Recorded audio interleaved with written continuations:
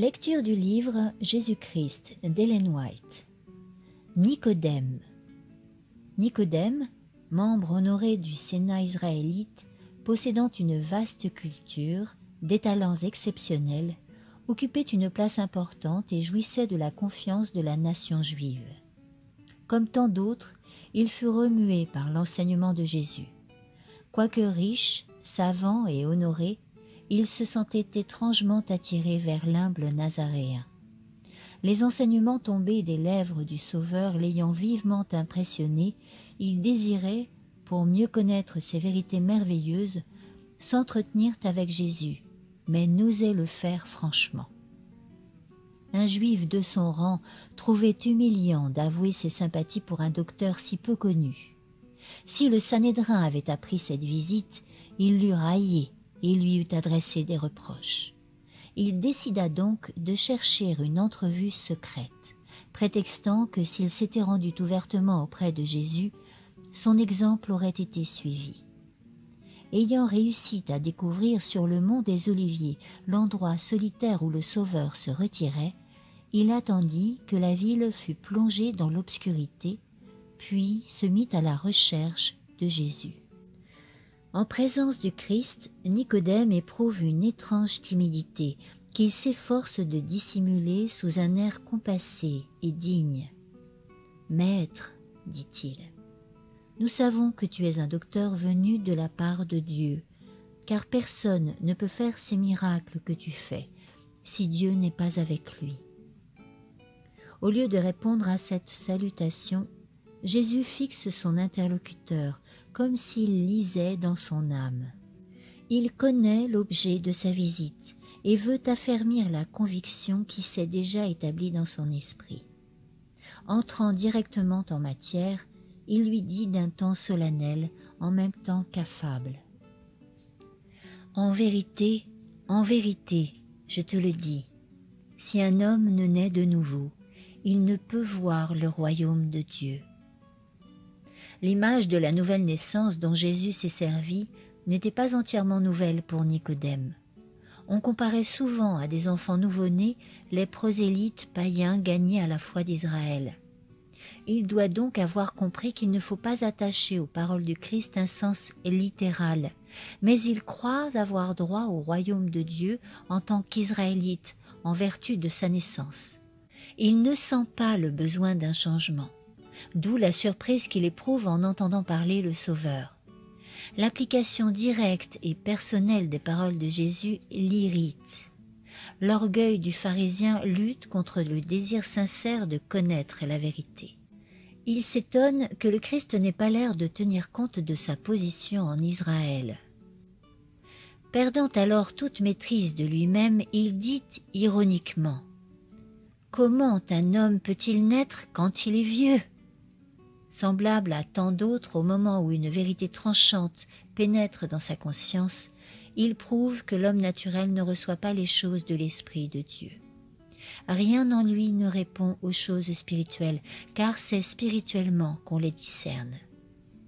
Le Sauveur n'oppose pas argument à argument. Levant la main avec dignité, il répète fermement la même vérité. En vérité, je te le dis, si un homme ne naît d'eau et d'esprit, il ne peut entrer dans le royaume de Dieu. » Nicodème, convaincu qu'il se trouve en présence de celui que Jean-Baptiste a annoncé, comprend l'allusion du Christ au baptême d'eau et au renouvellement du cœur par l'Esprit de Dieu. Jésus continue. « Ce qui est né de la chair est chair, ce qui est né de l'esprit est esprit. Le cœur est naturellement mauvais. Or, qui peut tirer la pureté de la souillure? Personne. Aucun remède humain n'est efficace auprès de l'âme qui a péché. L'attachement à la chair, en effet, est inimitié contre Dieu, car la chair ne se soumet pas à la loi de Dieu, et même elle ne le peut pas, car c'est du cœur que viennent les mauvaises pensées, les meurtres, les adultères, les impudicités et les vols, les faux témoignages, les calomnies. Pour que les eaux jaillissant du cœur soient pures, il faut que leur source soit purifiée. Celui qui s'efforce en observant la loi d'atteindre le ciel par ses propres œuvres entreprend une chose impossible. Il n'y a point de salut pour qui n'a qu'une religion légale, une simple forme de piété.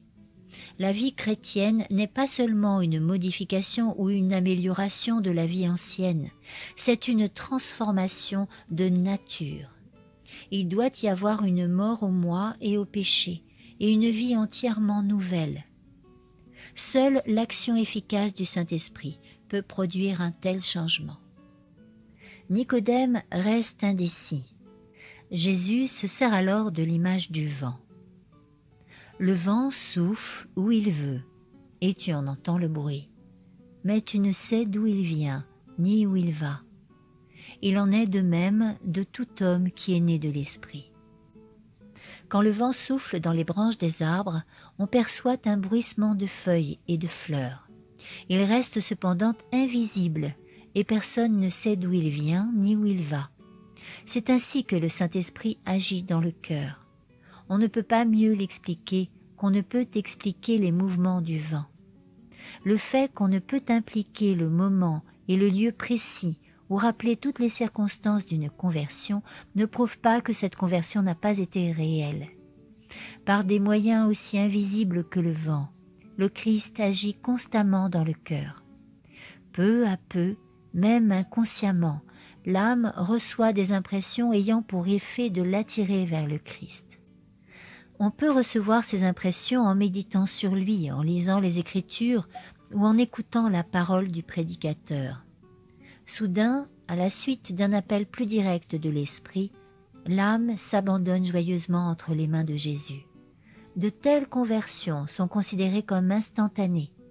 En réalité, elles sont le résultat d'une action lente, patiente et prolongée de l'Esprit de Dieu.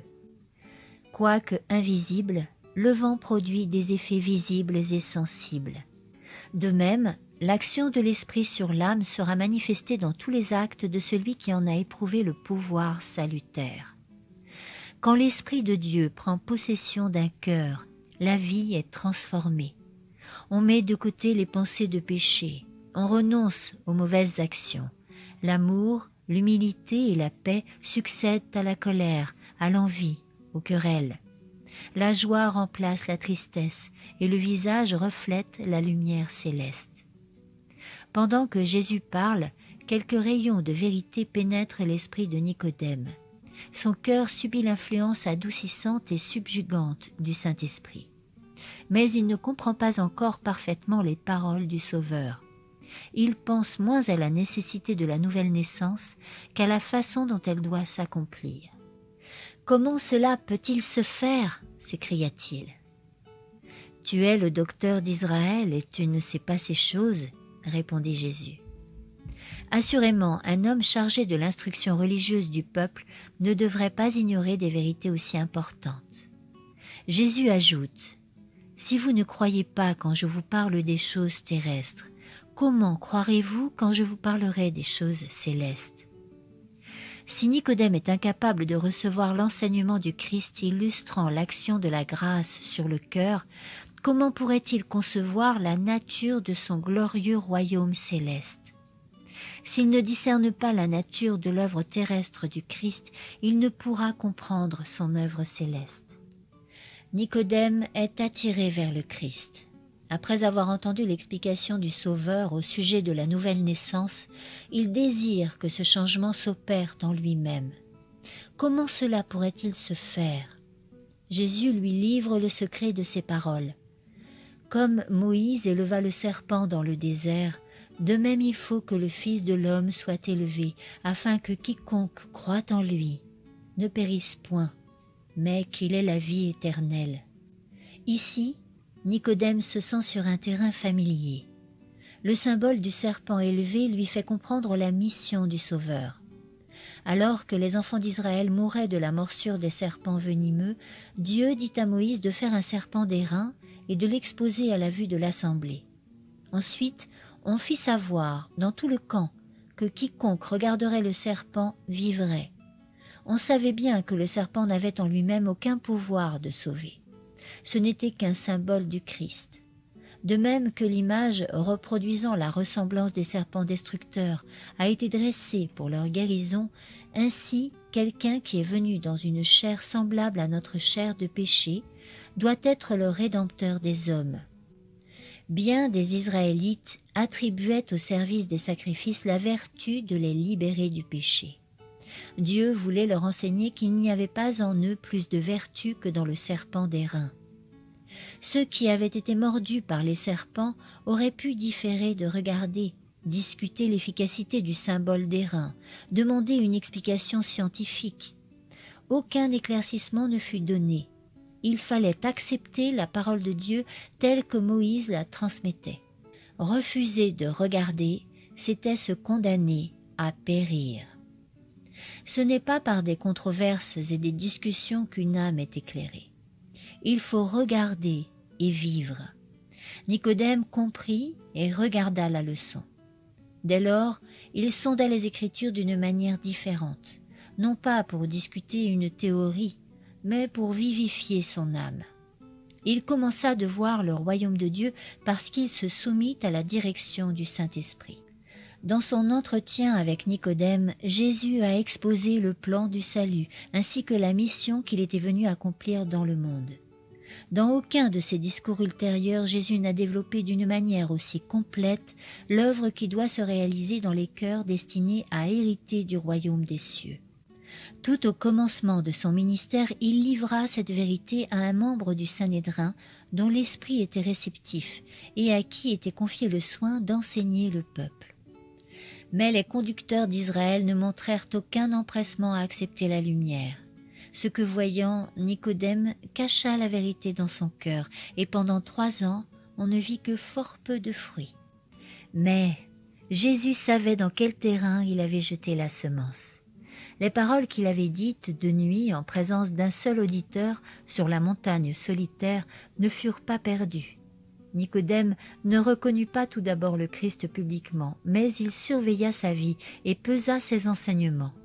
Plus d'une fois, dans les séances du Sanhédrin, il déjoua les plans des prêtres qui voulaient le mettre à mort. Et quand enfin Jésus fut élevé sur la croix, Nicodème se rappela l'enseignement de la montagne des Oliviers. Comme Moïse éleva le serpent dans le désert, de même il faut que le Fils de l'homme soit élevé, afin que quiconque croit en lui ne périsse point, mais qu'il ait la vie éternelle. Cette entrevue secrète illumina pour lui la croix du calvaire, et il reconnut en Jésus le Rédempteur du monde. Après l'ascension du Seigneur, quand les disciples seront dispersés par la persécution, Nicodème s'avancera hardiment. Avec ses richesses, il entretiendra l'Église naissante que les Juifs avaient pensé ne pas voir survivre à la mort du Christ.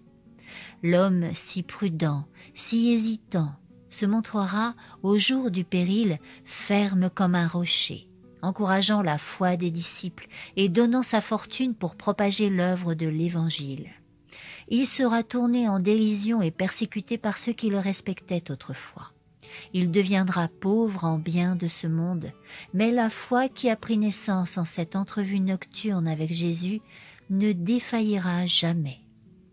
Nicodème fit à Jean le récit de cette entrevue, et la plume de celui-ci nous l'a conservée pour l'instruction de millions de personnes. Les vérités qui s'en dégagent ont la même importance aujourd'hui qu'en cette nuit solennelle où, sur la montagne couverte d'ombre, le docteur juif vint s'instruire concernant la voie de la vie auprès de l'humble maître de Galilée.